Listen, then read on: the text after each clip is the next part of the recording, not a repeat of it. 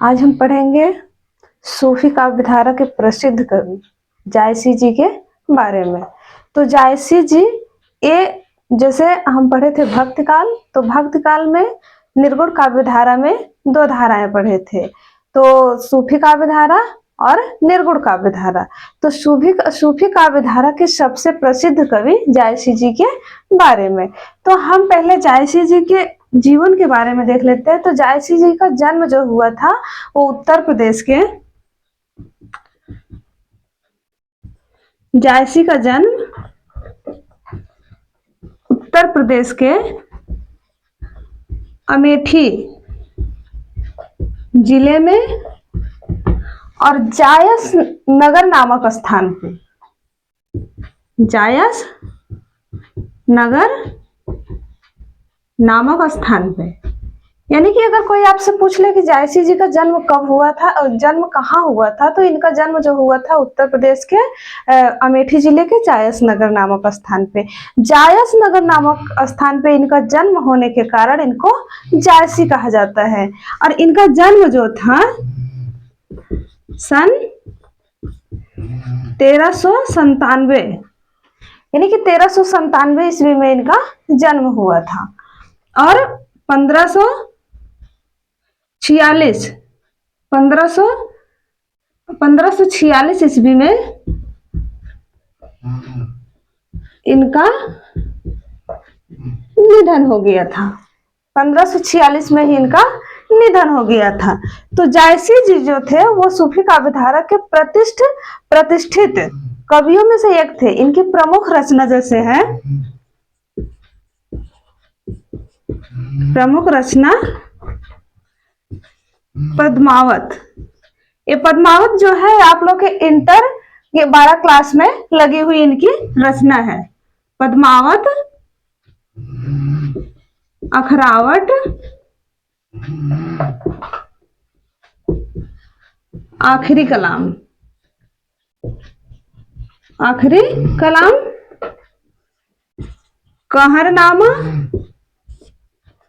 और मसलनामा, ये इनकी प्रमुख रचना है। तो आखिरी कलाम में जायसी जी ने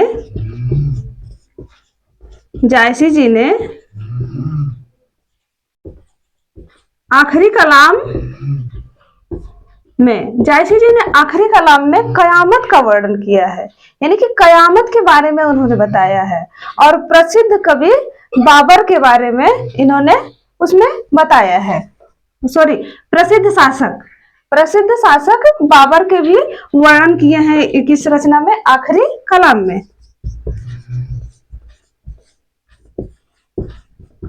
आखिरी कलाम में जायसी जी ने बाबर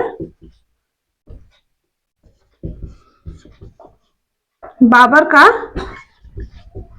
वर्णन किए हैं और इसमें इन्होंने कयामत का वर्णन किए हैं, कयामत का वर्णन। और जायसी जी का जो एक मसलनामा जो है इनका एक लघु प्रेमाख्यान काव्य है, लघु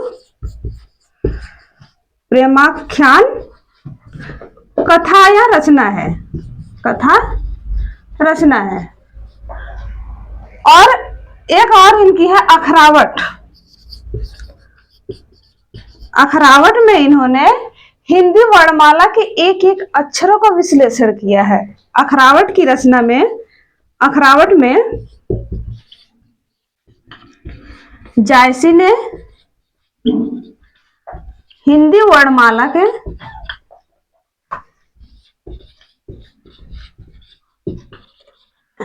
एक एक अक्षर यानी कि वर्ड का इन्होंने विश्लेषण किया है, विवेचन किया है।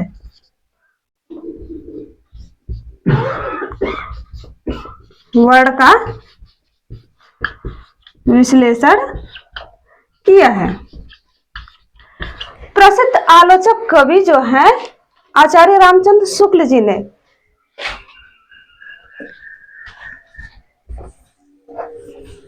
इनमें एक है प्रसिद्ध आलोचक कवि आचार्य रामचंद्र शुक्ल ने उन्होंने एक आलोचनात्मक ग्रंथ लिखा है जिसमें लिखा है सूर तुलसी जायसी। उनके ग्रंथ का ही नाम है सूर तुलसी जायसी। शुक्ल जी ने इस नाम से एक विवेचनात्मक माने कि आलोचनात्मक रचना की है, तो जिनमें जायसी का विशेष वर्णन किया है, जायसी का विशेष वर्णन किया है। और जायसी का जो पद्मावत है, जायसी की रचना पद्मावत, ये महाकाव्य के रूप में लिखा गया है। ये महाकाव्य माना जाता है। इसकी रचना जो हुई थी 1540 ईसा पूर्व में, 1540 ईस्वी में। मतलब कि पद्मावत की रचना जायसी जी ने 1540 ईस्वी में लिखे थे। और इसकी भाषा जो थी वो ठेठ अवधि थी, यानी कि हमारे तुलसीदास जी अवधि में लिखे हैं, लेकिन पद्मावत की जो रचना जायसी ने लिखे हैं वो ठेठ अवधि में, भाषा ठेठ अवधि में। और इसमें 69 सर्ग यानी कि समय, सर्ग को इसमें समय कहा गया है, 69 सर्ग या समय में बांटा गया है।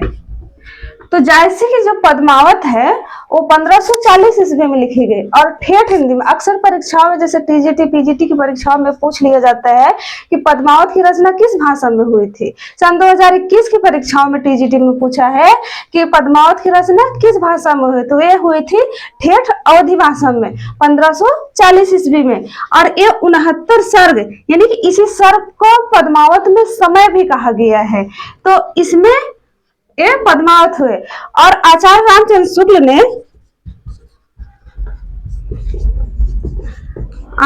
शुक्ल ने जायसी की 3 रचनाओं को प्रमाणित माना है। जायसी की 3 रचना को ही प्रमाणित माना है, इनकी 3 रचना को ही प्रमाणित माना है। जैसे पहला पद्मावत, दूसरा अखरावट और तीसरा आखिरी कलाम। शुक्ल ने इनके 3 रचनाओं को ही प्रमाणित माना है, मतलब निश्चित किया है कि ये 3 रचनाएं निम्नलिखित रूप में से हैं। तो आज हम पढ़े सूफी काव्यधारा के प्रसिद्ध कवि जायसी के बारे में, जो कि आपके इंटर और हाई स्कूल के सिलेबसों में लगा हुआ है।